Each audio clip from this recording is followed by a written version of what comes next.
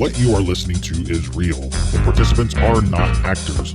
They are actual litigants with a case pending in the squared circle. Both parties have agreed to dismiss their cases and have their disputes settled here in our forum, the Turnbuckle Debate.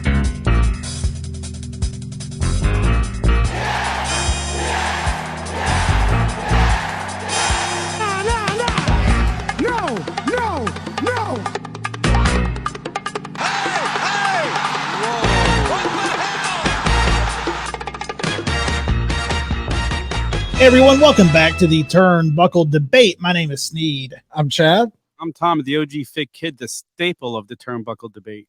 And our special guest joining us to celebrate our 100th episode, Mr. Sam Roberts. How's it going, man? It's great. Congratulations. 100 episodes. That's huge. Most people tap out way before 100 episodes. So thank you, buddy. Thanks, man. It's been a lot of fun. We started the regular podcast and then we met Tom, and the debate show just kind of formed from there. So I was the WWE guy. They were the AEW guys. And it's like, let's debate. And then I started watching AEW and it won me over. And now I love them both. Then I'm glad you got yourselves a WWE guy, right? Yeah. yeah, exactly. Awesome. It's been fun. What's been going on with the podcast, Sam, the Not Sam podcast? Tell us like some of the stuff going on with you. Stuff's been great. If you're on YouTube watching this, you can go to the Not Sam Wrestling YouTube channel, youtube.com/NotSamWrestling. We just had Evan Husney here in studio. He's the co-creator of Dark Side of the Ring that also did Tales from the Territories, the show that just premiered on Vice this week. And he just had a ton of good stories about, dealing with those guys on this show, talking about the territories, as well as working with The Rock and, going through making all the Dark Side of the Ring episodes and everything. And and I'm not ready just quite yet to say who I'm having another guest on Not Sam Wrestling next week. And I think people are really going to get a kick out of it. It'll be a big one. It would probably be one you wouldn't expect that would be down here in studio with me, but it'll be good. It'll be good. Next Monday. That's a nice tease. I love Evan Husney. Obviously, the Dark Side of the Ring stuff, Tales from the Territories, but he also has a movie podcast a lot of people don't know about called One Fucking Hour. Great show. Listen to it weekly. I'm a big film nerd. So Evan Husney, big fan of his stuff.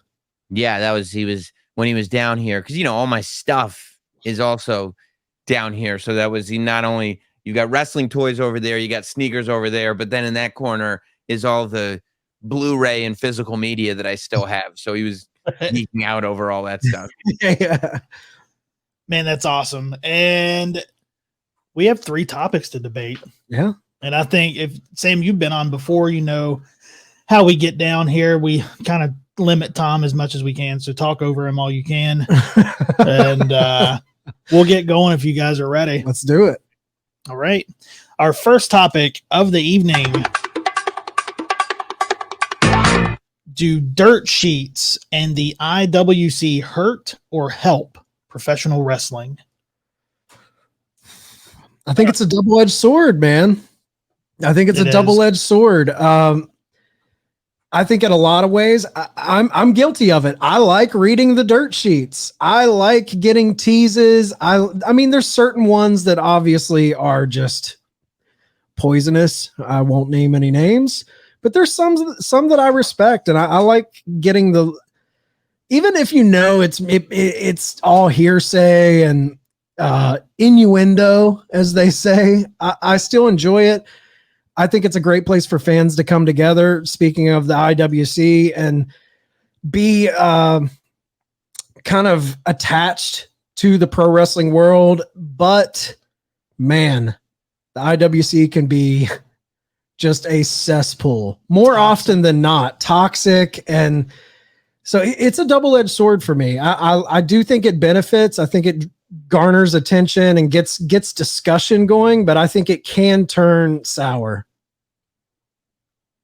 Yeah. So I think, and I agree with you. And it's crazy that when, Twitter and Facebook and all the social medias came out, and we've talked about it before, but being a wrestling fan used to be something that united everybody together.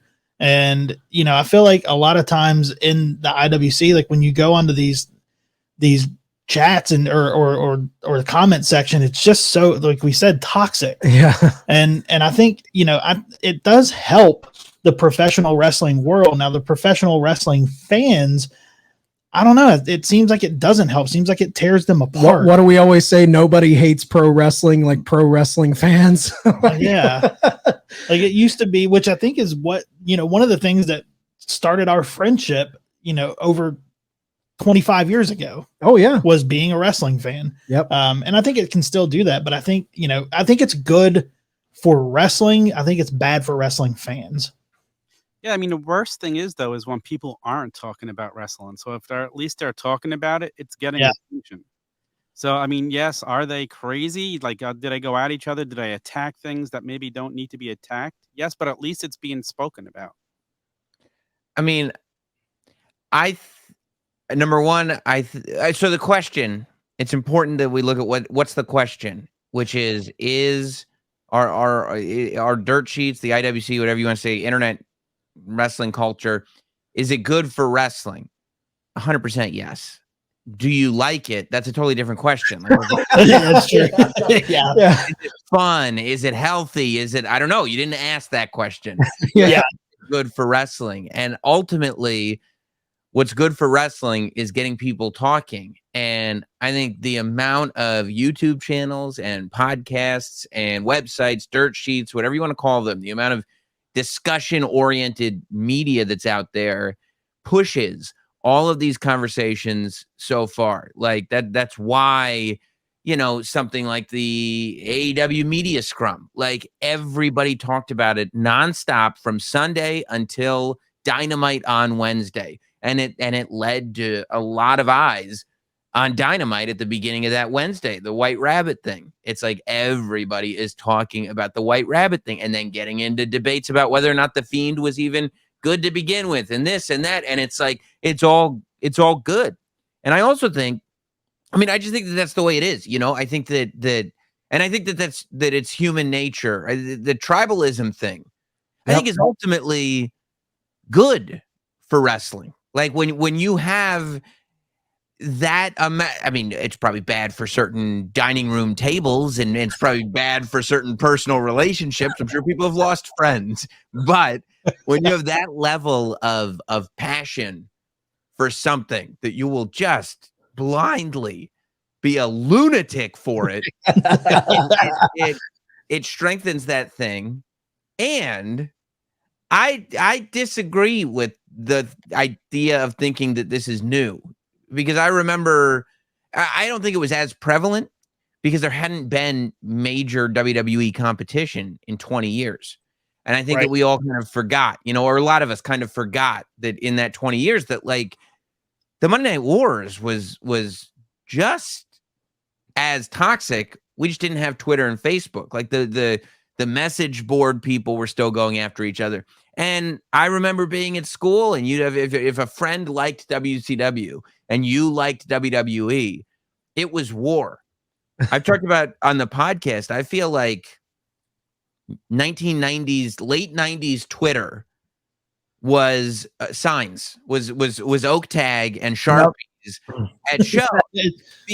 because yeah, you didn't have maniacs being toxic on Twitter, but you had like people with like homophobic, racist, misogynistic, you know, Bischoff blows goats, like just the most horrendous stuff. And they were like, I have to get this thought on television. I need to broadcast this. Yeah. And so, you know, I think that, but you would go to Yankee Stadium in that era, and no matter who they were playing, there'd be a guy selling Boston Sucks t-shirts outside the stadium. It's just part of having that thing that you're so passionate about. It's Marvel fans saying that DC sucks. And DC fans saying that Marvel sucks. It's like, it's one of those, if you don't have that and everyone's getting along, you don't feel as strongly for the product as you could, I think. That's so true. But I have a question for you guys, since we brought this up. You know, the last 2 AEW pay-per-views, a couple of weeks before, all of a sudden there's like rumors leaking and getting people talking. Is MJF going to show up? He's got a plane ticket. You think that stuff that's just leaked to get people talking to help build the pay-per-view? Yeah. Yeah, 100. Yes, I think that there's a reason why some stuff gets leaked and we know for 2 weeks before it's happening. And then somehow other stuff is a total surprise. And it's like, how can sometimes they protect things so well and sometimes be so bad about protecting things? Huh. It's coordinated. It's all coordinated. We had no idea Sting was showing up. We had no idea Malachi Black was showing up, but they sold out the Chicago Center. CM Punk, and it wasn't even said that he was coming. So. Right. It's so true. It's just, it's too much of a coincidence between the last 2 pay-per-views. All of a sudden, stuff is starting to leak that gets people hyped and start talking and makes you want to turn in. And I think it's a genius move. It's like, as you like guys like to call it, it's a new kayfabe. Let's get people talking. New kayfabe, yeah. Yeah, I think that's what you have to do. I mean, think about it. We most of us had heard Braun Strowman was coming back before we saw Braun Strowman in a ring. None of us knew Dakota Kai was going to be at SummerSlam. Right. I mean, maybe stuff just gets leaked, but I would like to think that, that more often than not, there's a method to the madness. Yeah, I think a lot of it happens by design. I think wrestling fans sometimes don't credit the people behind the scenes as much as they should. I think everyone thinks these investigative reporters, dirt sheet journalists, whatever, are just digging up these facts. But the fact that, the Brody Lee tragedy was totally under wraps. No one knew what was going on. Tight-lipped, and then something, will leak out. Now, do you guys think when the IWC latches onto something like, the AEW locker room turmoil, we're talking about this. Some of it's probably fabricated. Some of it's probably true. Do you think, like, when you have this groundswell where they latch onto something like that, does stuff like that ultimately hurt a company from maybe gaining new fans, or is this a positive just to have discussion? I'm talking more, I think hardcores kind of latch onto that stuff, but I'm talking more of like just a casual fan seeing this. Is that a turnoff when you got that type of toxic behavior in the IWC? I don't think so, because if it's getting people talking and getting attention, it's never a bad thing if people are talking and it's getting attention. Look at the ratings after the media scrum. Like, that's when AEW had some of its best ratings those couple of weeks. Like, people tuned in. And again, like, they supposedly have this whole investigation going on that we've heard nothing about since then. An internal investigation that we really know no details. Yeah, they're tight-lipped on that. None of that's coming out. And you know what? CM Punk gets hurt in that match. For all I know, and I know I do think what happened is a work, but for all we know, Punk's hurt, and it's like, we got to do something. Let's not do another interim champion. Go out there and go to this scrum and just go drop a pipe bomb. You think the scrum was a work? No, I think it's a shoot, but I wouldn't be shocked if it was a work. You said you thought it was a work just now. Yeah, but he does. Don't let him lie to you. He does. Sam. He thinks it's a work. I do have conspiracy theories. Let's put it all on the table. Yep. Sam, Tom thinks that Cody going to WWE is part of a bigger work. He thinks that Cody AEW work. Yeah, an AEW work, that Cody will come back to AEW. He has been beating that drum forever. Hey, Sam, you answer this. You don't think it's possible that Tony Khan and Cody Rhodes had a talk, and Tony goes, you go to WWE, you go there for 3 years, you win the title, and when you're done, you come back here and think of look at the meteor he got when he went to WWE. What would happen if he then goes back home to the company he helped create it? Well, I mean, Tony would have to have such faith in his product to be like, hey, I'm going to let one of my top stars just go for 3 years just because of the pop 3 years from now. I mean, but to your point, He's probably going like, yeah, you go. Because, I mean, I know 3 years sounds like a long time, but wait till you hear about this idea I have for a media scrum. It is going to be incredible. Here's what we're going to do, right? We're going to spend, months building up CM Punk and MJF. Right? MJF's going to be gone for 3 months. He's finally going to come back. And just as everyone is talking about it, we're going to act like it never even happened. And we're just going to start something else over at this media. It's not going to have anything to do with the pay-per-view that we just put on in the story we built. It's all going to happen at the media scrum. And then just like the Cody thing, because we love Works so much, what we're going to do is we're going to crown new champions. Right. Immediately vacate all the titles. And also, and this is where the money comes in, take our top 4 stars off television for who knows how long. Right. What'll work. That's long-term booking, baby. It's long-term. I'm going to throw another one at you. The 2024, what is MJF calling it 2024? It's the bidding war of 2024. 2024. What would it mean for AEW for MJF to show up on WWTV with the AEW World Championship? Think of the attention that brings to AEW. Okay, all right. So you're thinking that's going to be a work too, that they're gonna let MJF win the title, and then they're going to let him sign with WWE, take the title to Raw, which is literally the thing that Do you think Montreal was a work? I wouldn't be shocked. I don't think so. You do. Yes, you do. Yes, you do. Yes, you definitely do. You and Scott Hall, the only ones that were sitting there. It's the work, brother. Tom is the king of the work. Everything's a work with Tom. You know what? Alex Jones, pro wrestling. You know what? I don't mind that philosophy because he might be wrong a lot, but he's never going to be worked. You're never going to get one over on him. Exactly. It's okay to be wrong, but you can't work a worker. That's so true. Oh my God. The Cody thing kills me because at that point you're never wrong. If you just hang on to, well, if he ever returns, I told you so. Right. And it's like, no, this was that was pre-planned. That was 3 years, and I'll be like, of course. And he'll hang his hat on that forever. I call this one. Yeah. Oh man, I think that might be a good time to move on. Oh yeah, that was good. Baby. That was good. Wow. I love them. Oh, all right. Second topic of the evening. Will Saraya be enough to elevate AEW's women's division? I think Saraya will be enough to make people tune in a little bit more, and I think it'll be enough to give the women maybe some more screen time. I mean, we saw that in her first segment when she came out. They actually gave them a good, healthy chunk of time. Do I think it's enough to elevate the women's division? I don't think you can put that on the shoulders of Saraya. I think that's more on the booking. The booking of the women's division has really just been kind of head scratcher to me. You know, you have Thunder Rosa, and we made a joke on the flagship podcast.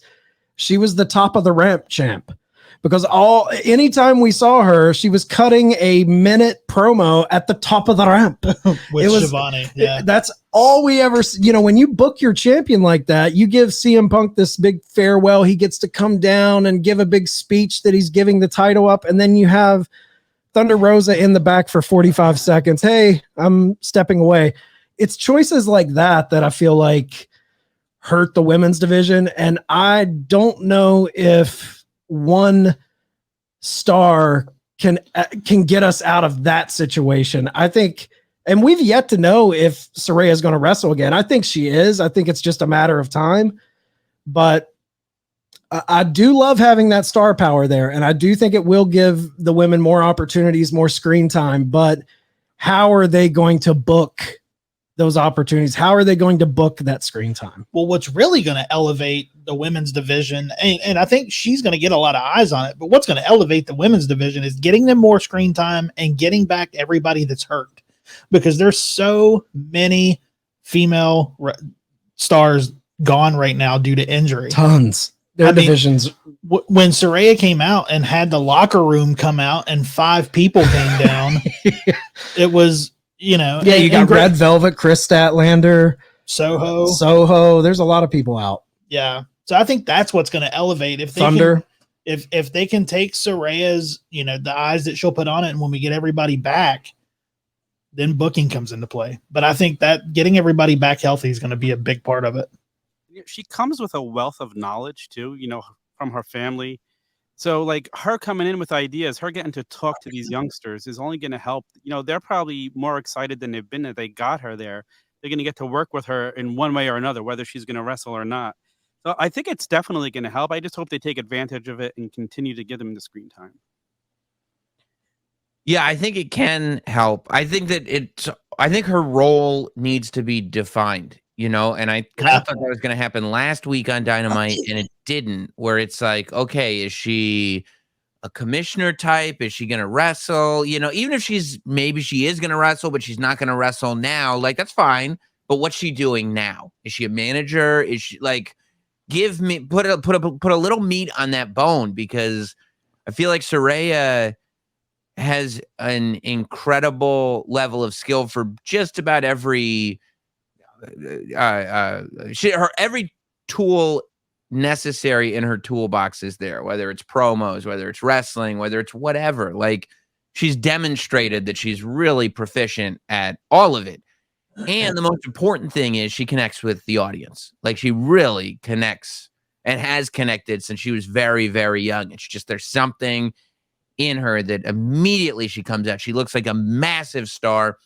Everybody wants to see her. And I think that's something you have to take advantage of, and you can't squander. And I think you will squander it if she doesn't have a real meaty reason for being on the show. I think what's going to make a big difference in that division, because I think you guys are all right. I think that it's not just one person, and it wouldn't be fair to Saraya to say, like, okay, you're the person who's going to change it.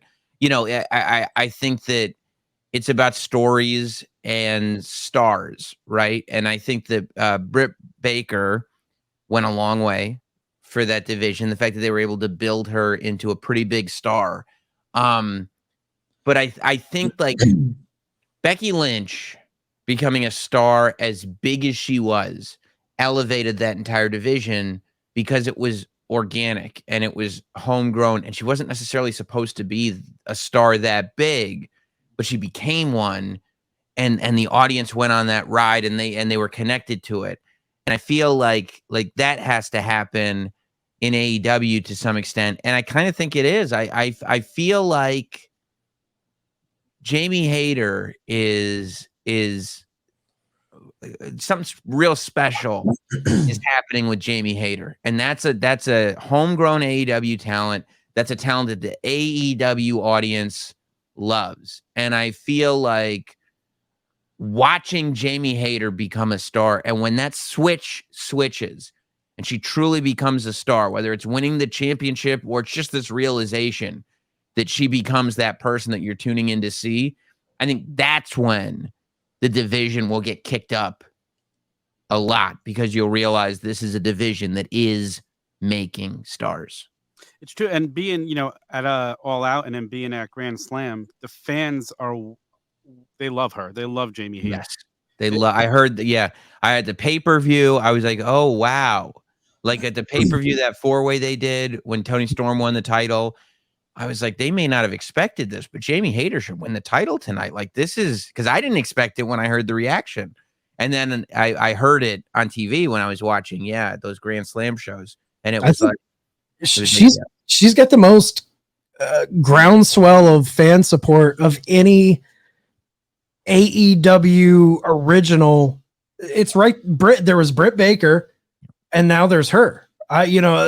And it's almost like a Charlotte Becky thing, right? Where it's like, even if Britt is that original one, like, Charlotte is the queen. Charlotte will always be Charlotte, but there isn't a bigger star than Becky. And who knows, if you can pull something like that off, that's big.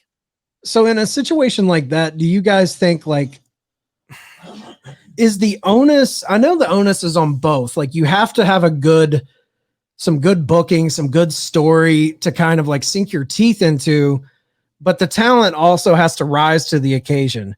So when you're talking about like making a star, whose responsibility is it on more?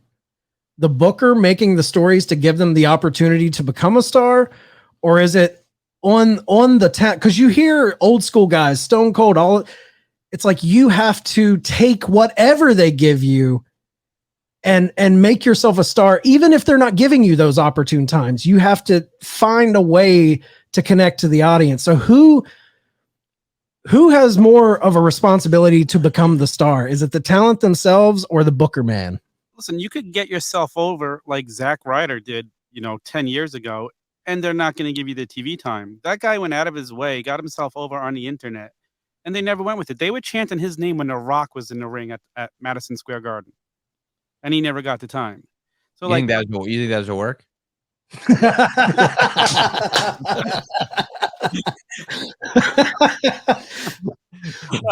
No, but seriously, like you long term, Sam, Cardona's going to come back to WWE long term.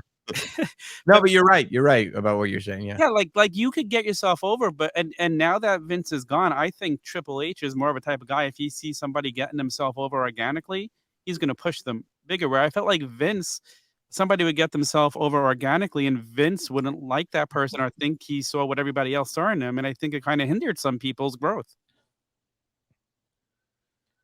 Yeah, I mean, I think it's like life. Like, I think everybody needs to take responsibility for themselves. Like, you can only do what you can do. I think every performer should be out there not making excuses and trying to get themselves to whatever level, like to the highest level that they can possibly get themselves.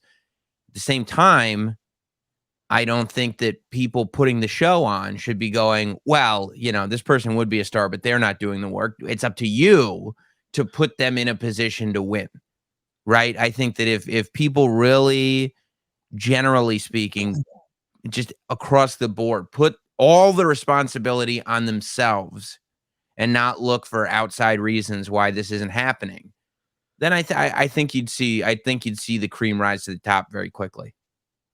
It's almost like you need to be given the ball, but when you get the ball, you got to do something with it. It's kind of a two-way street. Yeah. Don't spend all your time asking for the ball. Spend all your time getting ready for when you get the ball. Right. Yeah. And if it's your time to get the ball, they need to see that and give it to you. Yeah. Like that. So, I mean, Jamie, hey, like, I feel like, do you guys think that the women's division is maybe, we talk about they need more stars and they've brought in, the Ruby Sohos, the Tony Storms. Do you think bringing in the WWE talent maybe takes a focus off of those originals like the Statlanders and those people? Or I tend to think that it's a good thing to bring in. If you have a free agent like Ruby Soho or Tony Storm and you can get them and bring them in, it's only going to help them. But at the same time, does it kind of take a casual's eyes off of maybe someone who's kind of climbing the ladder and you're just focusing on these people that you already know now?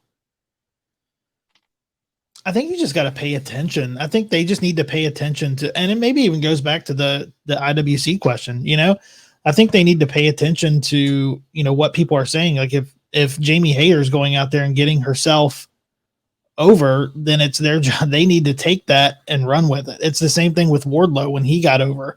The train rolled with it, and they needed to keep the steam going. Now they really haven't much, but I think they go hand in hand with each other. But doesn't it only help someone like Jamie Hayter to get to work with somebody like Ruby Soho who has the experience? Absolutely. Like it works both ways.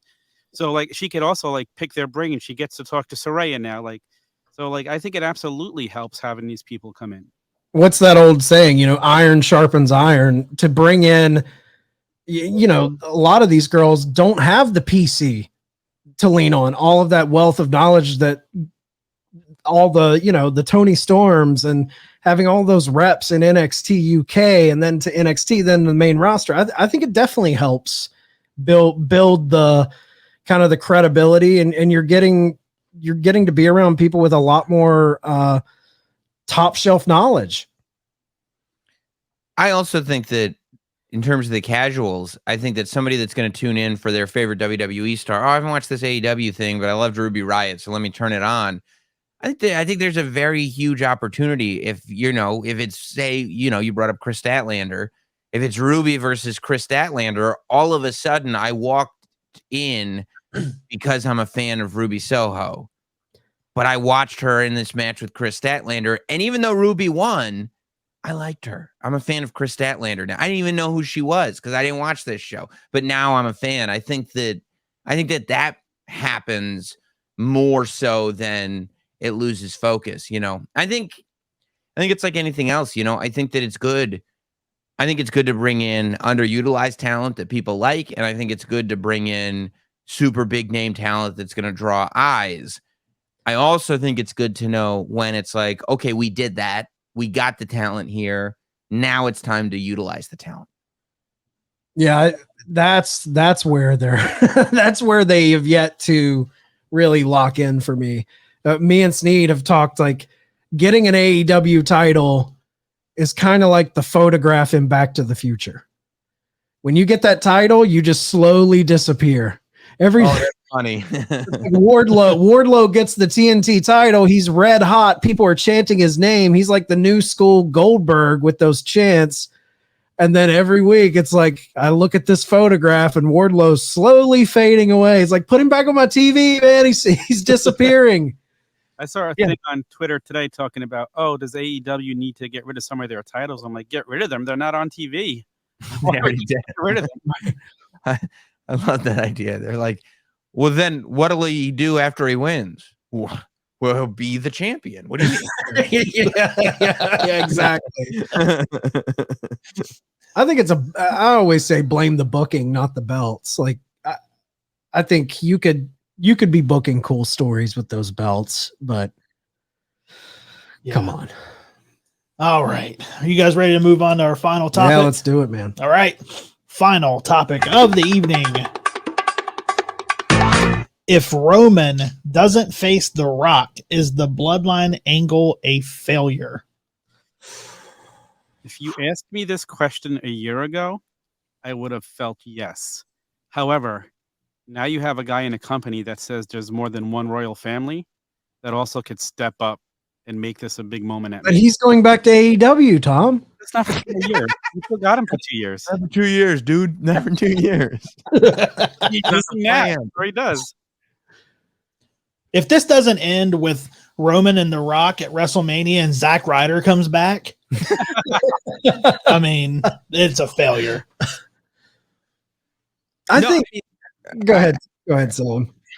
Number one, there's no way. Like, it's been the hottest storyline in wrestling for 2 years. There's nothing you could do, no matter how. Even if it were to end in like the most, in a way so bad that we haven't even thought of it, it would still be extreme hyperbole, insanity to say, oh, well, the whole thing was a failure. I mean, it's the Bloodline. I mean, it's making everybody appreciate how good Sami Zayn is. It's making Solo Sikoa a star. Everybody can see, oh my God, I knew Paul Heyman was on another level. I knew Roman had hit God mode. I knew the Usos were like the greatest tag team in the world. But hey, who knew Sami Zayn could literally do anything inside a wrestling ring and cause me to have a hypnotic level of attention on him? I mean, I just think it's been so incredibly successful, and even people that have been annoyed by it at times, everybody is like, okay, yeah, but that was cool. Okay, yeah, but that was cool. I mean, I think the Cody thing is right, though. For me, I don't see it ending with The Rock. I don't think it makes sense that it would end with The Rock. Like because it's like, okay, The Rock beats Roman Reigns, and then what? Well, and then The Rock beat Roman Reigns. What do you mean? Like, you know, like The Rock isn't. The Rock comes back, and now he's going to be at every pay-per-view, and he's going to be the guy. Like, that's not what.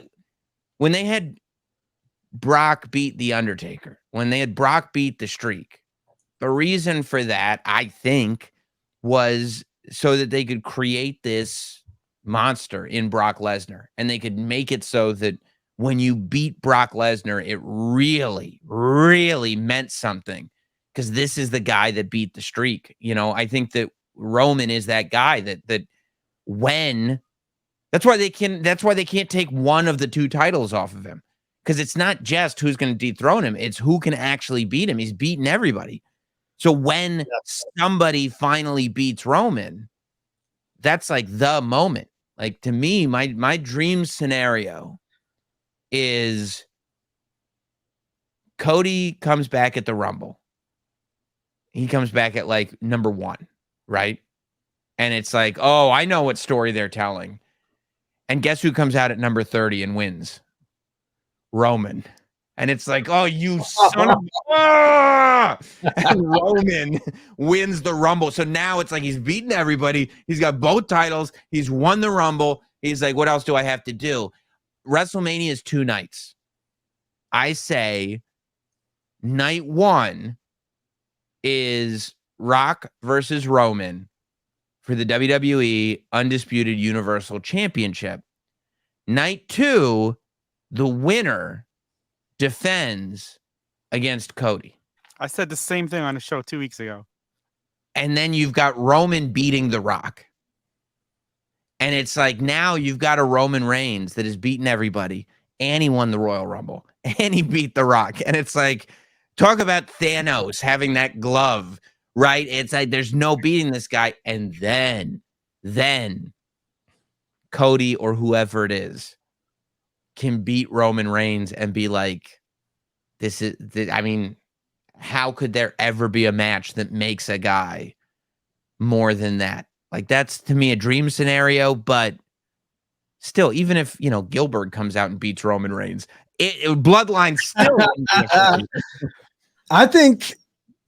I'm with you. I don't think The Rock should be the end of this story. The Rock should be a notch on Roman's belt. Yeah, Roman needs to beat The Rock. Yeah, he has to beat The Rock. That's the only way. It's the classic passing of the torch. And I do think if The Rock doesn't play into this Bloodline storyline, it's a missed opportunity. It just fits. I mean, he's a part of the family. It just fits. And I love your idea for Mania. I think there's no way to say that this whole thing, like you said, there's nothing you can do that would say this is a failure, because they've built Roman. If you remember the way the fans were about Roman pre-pandemic to how he is perceived now, job well done. They've built him into an absolute monster. We haven't seen someone like this since Stone Cold or Hogan, as far as like the guy, this unstoppable guy. But I will say, I can't say the whole storyline of the Bloodline is a failure, but to me, if it's really going to mean something, who beats him?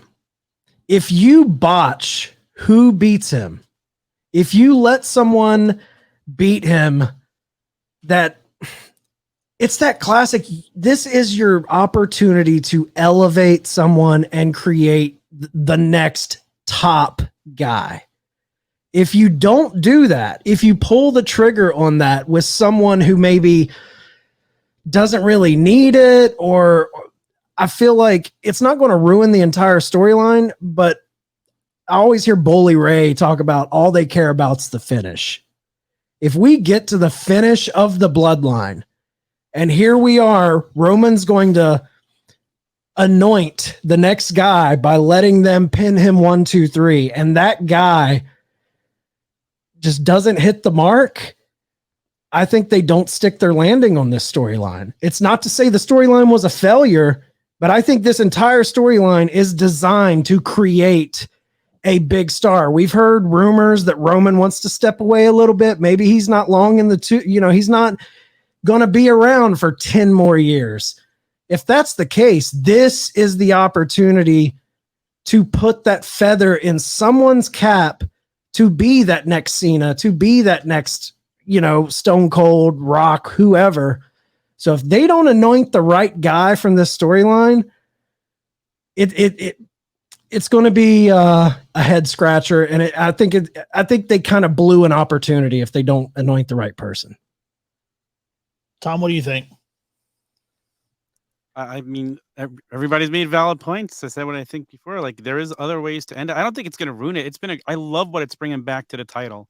We haven't seen a title run like this since Hogan. Somebody holding it that long. It brings you back. You think of Backlund. You think of Bruno Sammartino. I love that there's a title. Like, it's just bringing prestige back to the title. I love that. I'm here for that. So I don't think it'll ruin it, but I will be a little disappointed at the end, and if it's Gilbert who beats him. Fine, Ellsworth. Yeah, there we go. Any man with two hands has a fighting chance. Do you guys think that the belt has to be involved between him and The Rock to make it make sense? It doesn't have to be. No belt involved if The Rock. I mean, it doesn't have. I think it will. It should, but. Yeah, I think it should be. I mean, I guess it doesn't have to be, but it's like, if it wasn't, like, if it's not involved, right?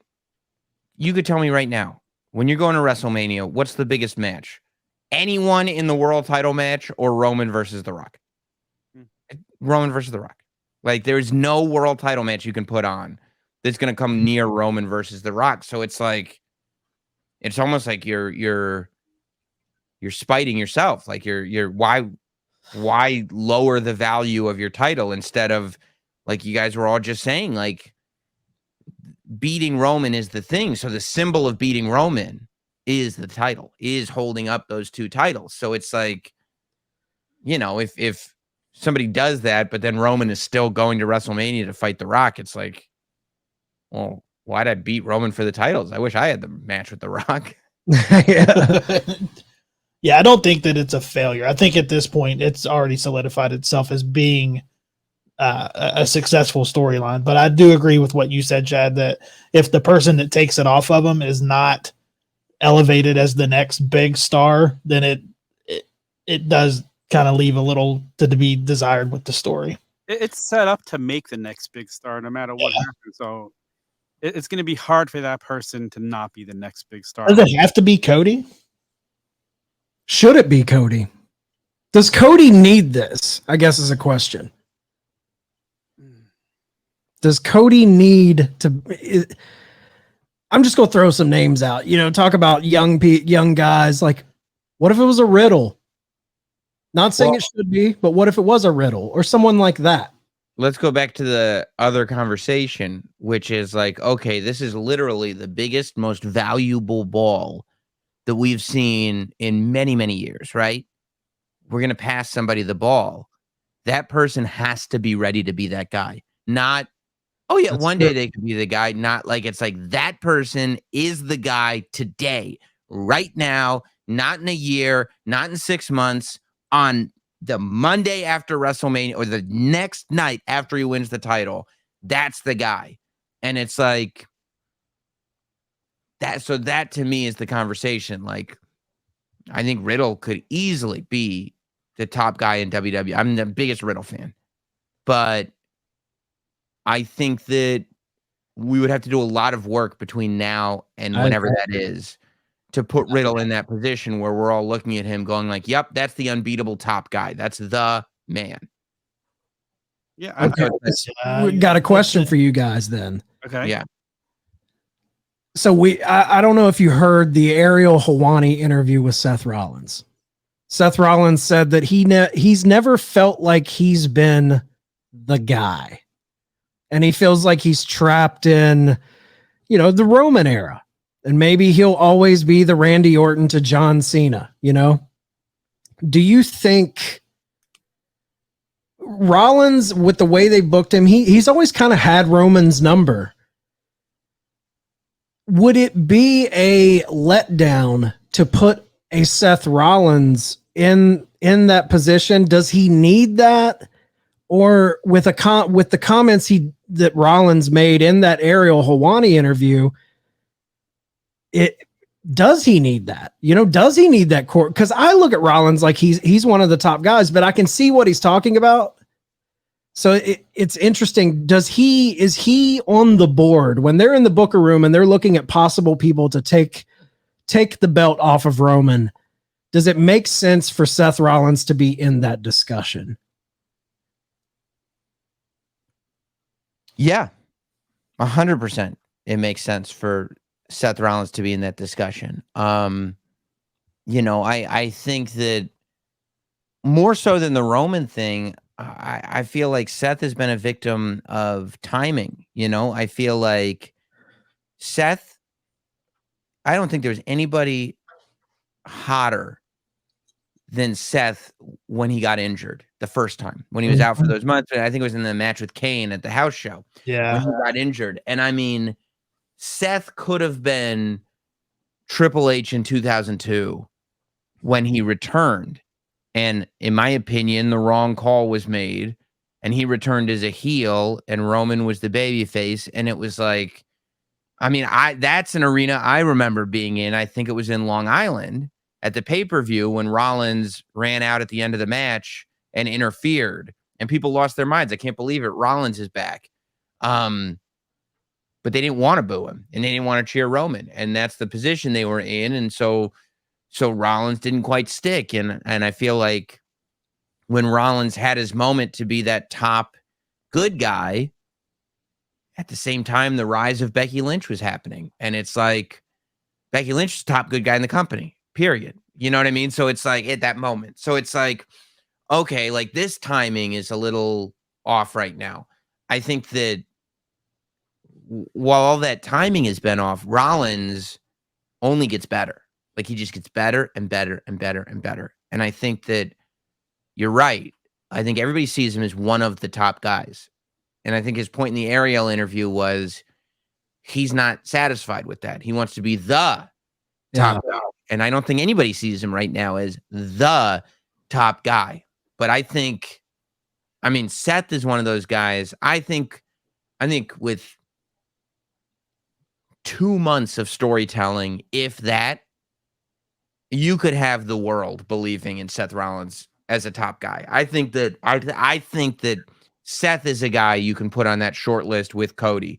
That I think if you did the exact same scenario we just laid out, and night 2 of WrestleMania is Roman versus Seth, I think you can build that into being the match of the weekend that everybody's excited about. And I think you could build towards Seth finally equaling that WrestleMania 31 moment. 31, yeah. 31. Yes. Push play button. Yeah, 31. Yeah, I think you could. I think that you absolutely could build to that story if that's the story that you wanted to tell. And I don't think that would be a bad story to tell at all. I'll tell you what I think. I think the whole Mox run in AEW is just to build him up to come back and beat Roman. Here we go. I think it was a work. There was hidden. Remember when he put that video out of him in a prison cell? If you look, there was hidden. Yeah, there was hieroglyphics on the wall. If you look at them a certain way, they spelled out WrestleMania 40. Yes, yeah, exactly. Yeah, WrestleMania 40. So you talk about the short list, the Rollins, the Cody. Is there any other names on that short list in that Booker room that they could be juggling into that position? Logan Paul. Oh, God, don't do me like that, Sam. What about a Braun Breaker? No, he's not ready. Come on. Well, it doesn't have to be. They could let Roman's run continue for 2 more years. You could let the Braun Breaker simmer. Oh, and then by that time, MJF will be ready, and then he'll bring the AEW championship over. Yeah. Title for title match. Now, how great would that be if MJF brought the AEW title over and then Roman beat him, and he just walked around with all 3 titles? Oh, God. Tony's like, this isn't what we agreed on, Max. What are you doing? Talking about the IWC, they would implode if that happened. And Tom's sitting over there the whole time going, I called it. Knew it. Knew that. Who else is on that list? I mean, I don't know what Randy Orton's status is, but we've never seen that Roman Randy. That's the one match that we haven't really seen. You could probably get him there, I think. Yeah, I don't. It's pretty short. Yeah, I mean, honestly, I when you can't- really break it down, I can't see, because like you said, Sam, like a Riddle, I can see him being champion, but not that quick. Like, I feel like there's a lot of work to be done there. I love, you've already seen his attitude changing. Like, he's not as goofy as he used to be. He's got a little more serious, and I love what he's doing lately. Like, I love this whole angle with Rollins has helped build him and get But that. he just needs some more meaningful feuds and stories to kind of get him to that point. Helping getting him that attitude that he needed. Like, the goofy thing wasn't going to work with him as champion. Like, it was fun for what he did with RKO. That helped get him, RK Bro, that helped get him over.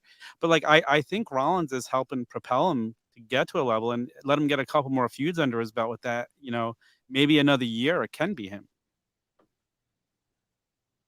Maybe. I mean, I don't know. Yeah. I'm a big Kevin Owens fan, but I don't think Kevin Owens could fit that bill either. Love KO. KO would be great. Yeah, I don't know if he's that guy, but man, I tell you what, KO is really good at making you believe he might be that guy. That's true. Right? Yeah. That's what the fun of that would be. Like, you, in your heart, you'd be like, I don't think KO is that guy, but by the time you got to the match, he would have convinced you. Maybe I am. And you'd go, yeah, maybe he is. And they've teased it already. They have KO dropping little hints with it already. So I love it. I'm here for that. KO is just, I think KO is underrated. I think he is one of the top guys in that company as well. He's one of my favorites for sure. All right, guys.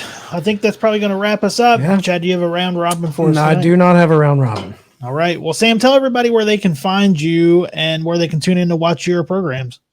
You can go to, I have 2 YouTube channels. One is wrestling. One is everything that's pretty much besides wrestling. Not Sam and Not Sam Wrestling are the 2 YouTube channels. So you can all go over there and subscribe. You can get the audio podcast, Not Sam Wrestling, every Monday morning it comes out.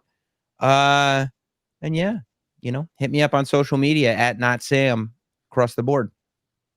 Awesome. Thanks, Sam. Thanks for doing this again. We had you on for the year, had you on for the 100th episode. Always a pleasure. Hope to have you on again.